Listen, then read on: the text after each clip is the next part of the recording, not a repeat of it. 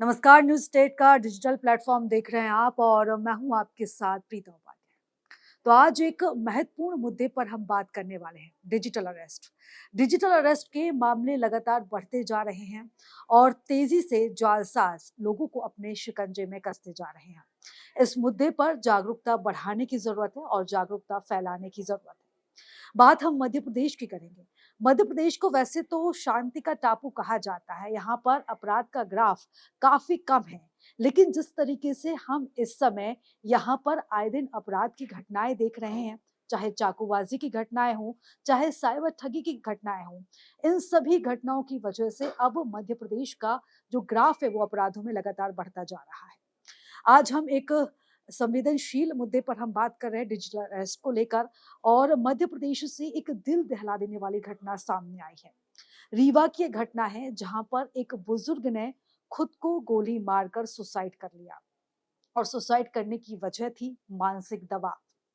वो मानसिक दबाव में इसलिए था क्योंकि साइबर ठग उसे लगातार कॉल करके परेशान कर रहे थे, पैसों की डिमांड कर रहे थे। हम एक-एक कर ये पूरा मामला आपको समझाते हैं कि दरअसल इस बुजुर्ग के साथ क्या हुआ है और इस घटना से, इस खबर से आपको क्या सीख लेने की ज़रूरत है। क्योंकि इस पूरे मामले में सबसे ज़्यादा कार्रवाई के साथ-साथ आम लोगों की जागरूकता भी ज़रूरी है। रीवा का ये पूरा मामला है जहाँ पर एक बुजुर्ग जो कि जालसाज़ों के शिकंजे में आ गया। उनके उन्होंने जो लालच दिया था, उस लालच में आकर उसने अपनी जान गँवा दी।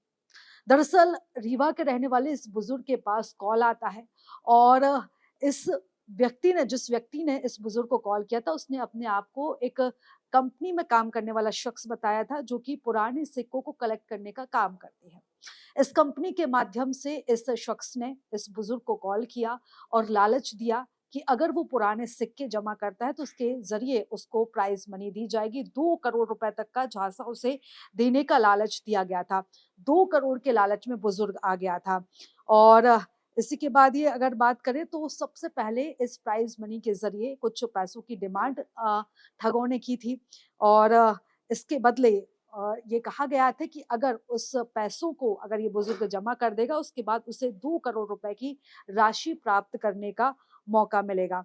और बुजुर्ग को यकीन दिलाने के लिए इन जालसाज़ों ने पूरी प्लानिंग की थी। सबसे पहले पुलिस अधिकारी का फ़ोटो भेजा गया, पोस्टर भेजे गए और इसी के साथ ही अलग-अलग अधिकारियों के पोस्टर्स भी भेजे गए थे ताकि बुजुर्ग को पूरी तरीके से ये यकीन हो जाए कि ये जो नंबर है, जिस नंबर से कॉल आया है, वो बिल्कुल सही है, इसमें किसी भी तरह का फ्रॉड नहीं है। ठगों ने मैसेज के बाद बुजुर्ग को वीडियो भेजा जिसमें कहा कि आपके पुराने नोट और सिक्के अप्रूव हो गए हैं और प्राइज़ मनी के लिए आपको ₹520 जमा कराने होंगे। और इन रुपयों को जमा कराने के लिए स्कैनर भी भेजा गया था। और इसके बाद 1 जुलाई को बुजुर्ग ने ₹520 ट्रांसफ़र भी करवा दिए। इसके बाद रुपए जैसे ही ट्रांसफ़र किए उस बुजुर्ग ने, ठगों ने फ़ोटो, आधार कार्ड, पैन कार्ड भी भेजने को कहा।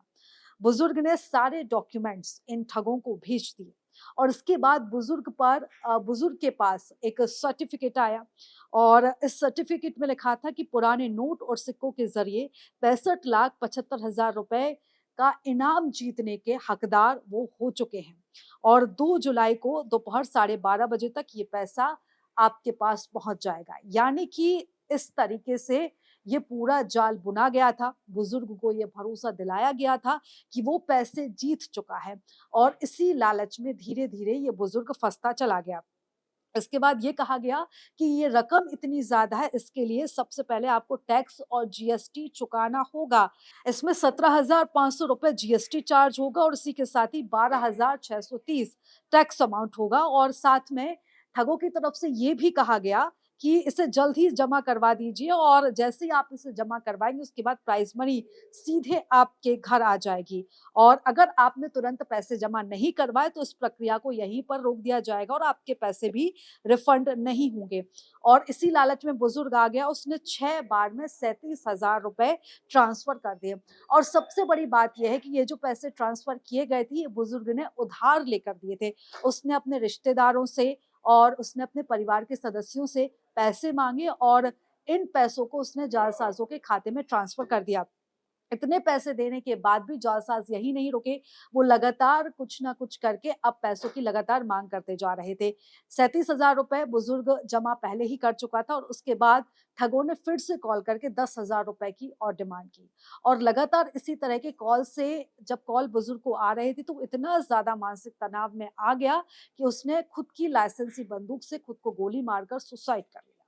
अब जिस तरीके से ये पूरी घटना सामने आई है, पुलिस इस मामले में कार्रवाई कर रही है और ठगों की जल्द ही गिरफ्तारी करने की बात कही जा रही है। लेकिन जिस तरीके से डिजिटल अरेस्ट के मामले सामने आ रहे हैं, ये काफी चिंताजनक है, क्योंकि इसमें बुजुर्गों के साथ-साथ बच्चों को, युवाओं को झांसे में लिया जाता है। उनकी सारी डिटेल्स इन ठगों के पास होती है और इस तरीके से ये पूरा जाल बुना जाता है कि लोग आसानी से इनके शिकंजे में आ जाते हैं। कभी ये पैसों का लालच देते हैं और कभी प्रॉफिट का लालच देते हैं और कभी फँसाने का लालच भी देते हैं कि आप किसी केस में फँस गए हैं, आपका कोई एमएमएस आया है, आपका कोई वीडियो आया है और इस तरीके से ये लोगों को डराकर, कभी धमकाकर, कभी लालच दिखाकर लोगों को अपने झांसे में लेते हैं। तो ऐसे में अब सतर्क रहने की भी ज़रूरत है। किसी भी तरह का अगर कोई अननोन नंबर से आपको कॉल आता है, आपको धमकी दी जाती है, आपको लालच दिया जाता है, तो सबसे पहले आप पुलिस से संपर्क करें और अगर आप पुलिस से संपर्क नहीं कर सकते, तो अपने परिवार के किसी सदस्य को सबसे पहले सारी बात बताएँ। किसी भी अनजान नंबर से अगर कॉल आए, तो उसे तुरंत ही पैसे ट्रांसफ़र ना करें।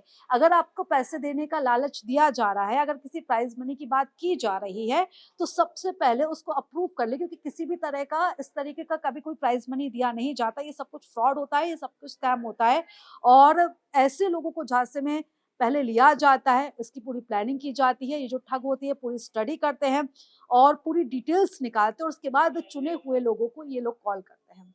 तो ऐसे में सतर्क और जागरूकता की सबसे ज़्यादा ज़रूरत है, तभी इस तरह के मामले रुक सकेंगे। जहाँ भक्ति है हर शब्द में, कथाओं में छुपे हैं दिव्य रहस्य और ज्योतिष देता है जीवन को दिशा। धर्म से जुड़ी हर बातों को जानने के लिए हमारे चैनल स्तुति को सब्सक्राइब करें। चैनल पर जाने के लिए इस लिंक पर क्लिक करें।